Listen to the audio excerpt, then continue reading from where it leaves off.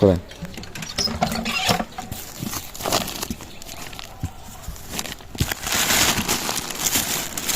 Ice cream যেটা হলো 10 টাকা। এটা 10 টাকা। জি। আচ্ছা, আর কি আছে? এই যেটা হলো 10 টাকা শর্মালা আইসক্রিম। আচ্ছা, আর যেটা হলো আপনার ম্যাঙ্গো বার, এটা হলো 5 টাকা।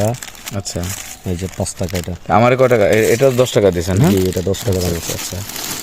আর এটা আছে আপনার এই যে 5 টাকা দামের কোকোনাট আইসক্রিম বাদামের? জি। আচ্ছা, আচ্ছা। এই যে 5 টাকা। আপনি সারাদিন কি এভাবে মানে গ্রামে গ্রামে বিক্রি করেন না? জি জি। ডেলি আনুমানিক কিরকম বিক্রি হয় ভাই? আলহামদুলিল্লাহ খারাপ না।